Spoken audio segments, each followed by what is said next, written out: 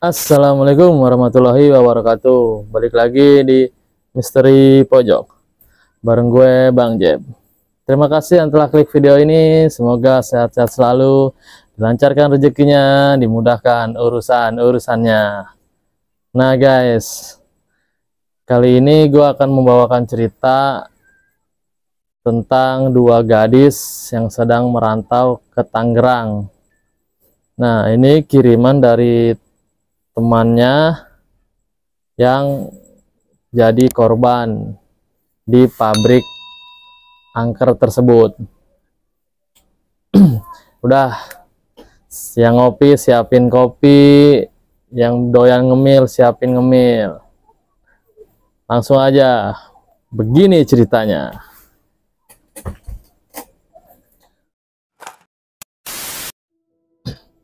Jadi dua perempuan gadis yang baru lulus yang bernama Linda dan Dewi ini, dia udah ada rencana untuk merantau ke Tangerang karena dia dapat informasi dari saudaranya bahwasanya di Tangerang itu sedang banyak lowongan kerja.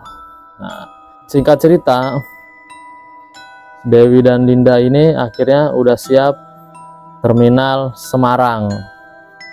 Dari terminal Semarang dia naik bis jam 1 siang itu. Linda dan Dewi berangkat dari Semarang menuju Tangerang. Di perjalanan itu memang tidak ada apa-apa ya, dalam arti tidak ada gangguan atau semacamnya lah. Singkat cerita, sudah sampailah dia di tempat peristirahatan pertama. Nah, peristirahatan pertama itu turunlah si Linda dan mengajak si Dewi, "Wi, ayo Wi, kita turun, kita makan dulu." Si Dewi ternyata kaget di situ. "Ini udah nyampe, Lin?" Dewi ucap seperti itu. "Belum, masih di daerah mana nih ya? Kayaknya daerah Brebes deh, tempat peristirahatan biasanya." "Wah, kirain gue udah nyampe, Lin." "Yaudah, kita makan dulu." Nah, itu posisi istirahat itu jam 9 malam. Istirahat, akhirnya dia makan. Nah, sebelum makan si Dewi ini ternyata ke toilet. Ucap Linda. Pas balik dari toilet, si Dewi itu berubah lagi sikapnya. Dia makan sangat cepat, sangat terburu-buru. Dia cuma ngucap sama Linda, "Lin, gak usah lama-lama makannya, ayo langsung ke bis aja, gua ngantuk," ucap Dewi. Akhirnya selesai makan, Linda berangkatlah dia menuju bis. Sampai di bis, Dewi langsung ngomong sama Linda, "Lin, gue tidur ya, nanti kalau sekiranya udah sampai lu bangunin gua aja." "Lu mau langsung tidur, Wi?" "Iya, gue langsung tidur, gue ngantuk banget. Soalnya lu dari kemarin belum tidur," ucap Dewi. Kira Linda pun di situ bingung. Wah, ini anak ada masalah apa ya? Dia akhirnya tertidur dan tanpa terasa itu ternyata sudah subuh, sudah nyampe di terminal Kalideres. Sekitar jam 5 pagi itu mereka sampai di terminal Kalideres, dan dimana Dewi itu tidak tahu posisinya, kita akan kemana, kita akan kerja di mana. Dia belum bertanya sama Linda karena emang si Dewi ini kayaknya ruwet, lagi banyak masalah. Akhirnya si Linda menelpon lah saudaranya ini. Telepon sama Linda, belum diangkat-angkat. Akhirnya diangkat. "Halo, ini udah nyampe di Kalideres nih." "Oh ya udah, nanti naik mobil ini aja, biru." Oke, namanya gua samarin aja ya. Yang saudaranya Linda ini bernama Desi. "Oh ya Des, berarti angkot warna biru ya?" "Ya, udah lu naik angkot warna biru aja. Nanti itu arah ke Tangerang. Ntar gue kasih tahu lagi ntar turunin di mana. Gue mau sholat dulu," ucap Desi. Akhirnya Linda langsung nepok si Dewi, "Wi, ayo Wi, kita naik angkot yang itu tuh." Tunjuklah angkot itu. Akhirnya berdua itu menyeberang dari terminal naik angkot. Pas naik angkot itu dia nanya lah ke supir angkot itu, "Bang, ini jurusannya mentoknya di mana?" "Di daerah Jatake," katanya. "Oh, Jatake, ya udah berarti gua sampai mentok ya Bang." "Ya naik Neng," ucap supir angkot. Pas naik ternyata si Dewi tidur lagi di angkot itu. Si Linda yang tidak tahu gelap daerah Tangerang ini, dia belum pernah ke sini. Dia celingak-celinguk, dia ada rasa takut supir angkotnya jahat karena di situ cuma berdua doang posisinya. Nah, jalan lah. Akhirnya ternyata sampailah di Jatake itu. Pas nyampe di Jatake, singkat cerita ketemulah sama si Desi itu. Pas ketemu, Desi kaget, "Lu sama temen lu ini bener lu mau kerja berdua sama dia?" Ucap Desi. Linda bingung, "Kok lu ngomong gitu Des?" "Enggak, cuma nanya aja." Desi pun ngomong begitu. "Oh ya udah sekarang ke rumah dulu, nanti baru cari kontrakan. Nanti gua kasih info nih lowongan kerjanya nih, yang ini. Soalnya di sini banyak banget pabriknya dan temen gua tahu yang lowongan adanya di mana." "Ya udah kalau begitu, ayo kita pulang dulu." Berangkatlah akhirnya mereka bertiga ke rumah Desi. Sesampai di rumah Desi, langsung disuguhi minuman, cemil-cemilan sama Desi.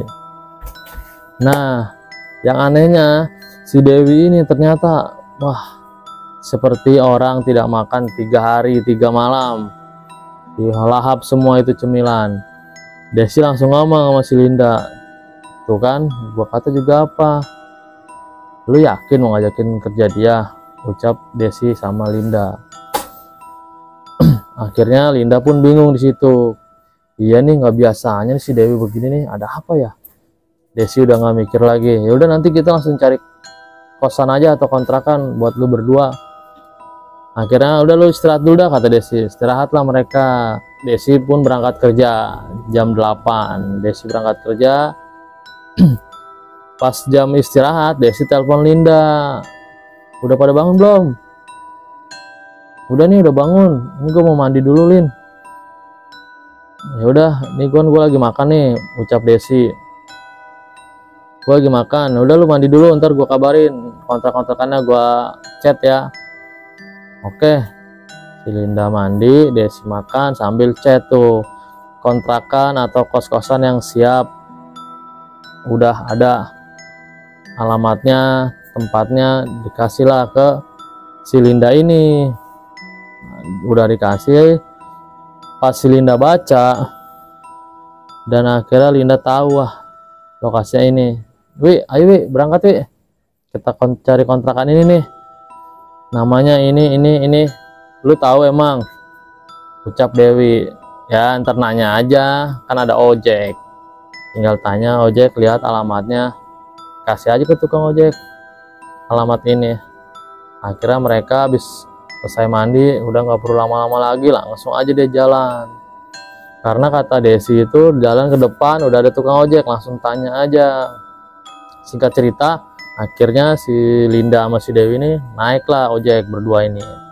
"Bang, anterin Bang ke alamat ini." "Oh yaudah."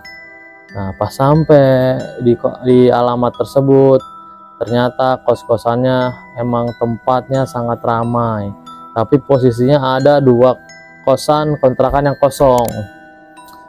Si Linda curiga di situ, kok ini 2 kosong, posisinya di pojok semua. Akhirnya yang punya kos datang tuh, yang punya kontrakan. Namanya Pak Hadi. Nah, Pak Hadi pun langsung berkata, "Neng, mau ngontrak?" "Iya Pak, punten Pak, ini mau ngontrak di sini," ucap Linda. Akhirnya si Linda langsung ngomong nih sama punya kontrakan, "Berapa ya kontrakan di sini ya sebulan?" "Oh, emang kerja di mana Neng?" "Belum kerja, di sini lagi nyari kerja Pak." "Masih nyari kerja?" "Oh ya udah, kalau masih nyari kerja kalau yang baru kerja di sini Bapak kasih 500 sebulan, tapi kalau nanti udah kerja sebulan atau 3 bulan naik jadi 800.000 sebulan. Oh ya udah, tanpa basa-basi akhirnya Linda bayar nih kontrakan ini Pak, saya kontrak sebulan.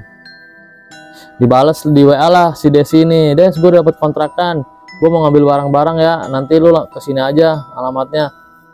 Nggak lama-lama si Linda langsung berangkat ke rumah Desi, tapi si Dewi itu ditinggal karena Dewi bilang udah gue di sini aja lah, lu aja ngambil barang, ngirit ongkos, ucap si Dewi. Nah singkat cerita akhirnya sampailah si Linda balik lagi ke kontrakan. Nah, akhirnya sudah menjelang maghrib menjelang surau ini si Desi datang. Ternyata si Desi datang tuh ke kontrakannya membawa makanan 2 bungkus nasi goreng. Nih Lin, buat makan lu berdua, gua nggak bisa ngasih apa-apa lagi. Ya udah lu duduk sini lah, duduk dulu sini, ngobrol dulu bentar, gue pengen tanya lowongan. Nah, oh iya lupa gua, ucap Desi ini lowongannya di pabrik ini ya, sebutin lah pabrik-pabriknya nih, 1, 2, 3, 4, 5. Nah pabrik 5 ini nih, ini lagi butuh lowongan, ucap Desi. Nah singkat cerita akhirnya Desi pun pamit, baliklah Desi. Nah di malam pertama itu Linda itu udah bingung sama si Dewi ini, seperti orang kesurupan. Lagi tidur si Dewi ini sering teriak. Linda di situ bingung lah, ini tumben amat nih si Dewi begini nih, dari kemarin di bis aja nggak pernah begini, padahal kan di bis itu kan dia kan bareng. Ucap Linda. Dibangunin si Dewi nggak bangun-bangun, udah tetap ketawa. Si Linda pun takut, rasa penasaran, akhirnya tetap tidur aja lah, udahlah biarin lah, mau kayak gimana juga dia tidur. Nah singkat cerita akhirnya pagi pun tiba, dia bergegas mandi rapi-rapi. Nah dia langsung langsung ke pabrik yang dikasih Desi itu. Dia jalan lah berdua, tanpa disadari dia belum pada makan nih, belum pada sarapan. Dewi langsung bilang, "Noh ada warung noh, kita berhenti di sana yuk, kayaknya makanannya enak, rame." Nah langsung aja disamperin lah warung itu sama mereka berdua. Dia makan di warung sambil nanya nih si Linda, "Bu mau nanya, pabrik ini yang sebelah mana ya?" Ditunjukin sama ibu, "No yang ono no pabriknya." "Oh ya udah, makasih ya Bu ya." Dia langsung jalan berangkat ke sana. Ngeliatlah ada tulisan lowongan pekerjaan. Si Dewi tapi yang melihat lah, "Ini ada di list nggak, Lin?" "Wah nggak ada, tapi kan ada lowongan, udah kita masukin aja."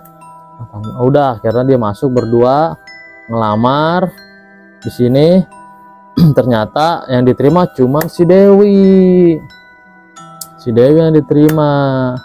Nah si Linda ternyata ditolak dengan alasan tidak memenuhi kriteria. Akhirnya si Dewi yang diterima. Dewi ini memenuhi kriteria yang dibutuhkan di pabrik tersebut. Akhirnya Linda keluar, Dewi diinterview bahwasannya diterima. Langsung diomong sama yang interview itu, "Mbak Dewi nanti malam bisa nggak langsung kerja? Soalnya kan di sini kan ada 3 shift, tapi Mbak Dewi ini bagian masuk shift malam." Nah akhirnya Dewi, "Oke, siap saya kerja," ucap Dewi.